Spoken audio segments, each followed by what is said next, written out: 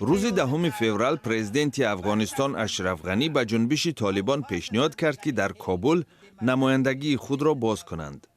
ولی جنبش محافظه‌کار اسلامی همانا اصرار می‌ورزد که با حکومت افغانستان سر میز مذاکرات نخواهد نشست.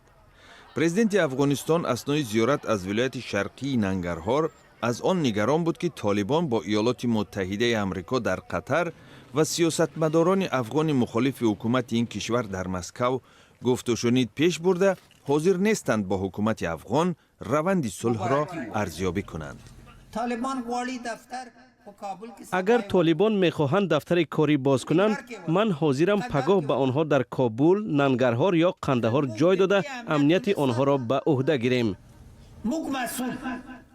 جنبش طالبان فعلا در تخمینا نصف قلمرو افغانستان در حال مقاومت با نیروهای دولتی قرار دارد.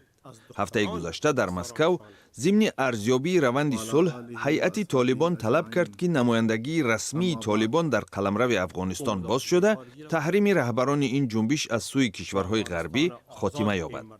همچنان طالبان رهایی محبوسان و قطع ترغیبات ضد طالبان را مطرح نمودند. اشرف غنی در نزد ساکنان ولایت ننگرهار وعده داد که به روند صلح صادق خواهد بود. انشاءالله صلح پایدار و با شرف کشور ما را فرا میگیرد. من حاضرم برای آن خود را قربان کنم. سخنگوی طالبان سهیل شاهین در صحبت با خبرگزاری ریترز گفت جنبش اسلامی به آن تمرکز دارد که اداره‌اش در قطر از طرف جامعه جهانی اعتراف شود. روز یکشنبه شاهین ابراز داشت که پیشنهاد اخیر پرزیدنت افغانستان بر روند صلح لطمه میزند.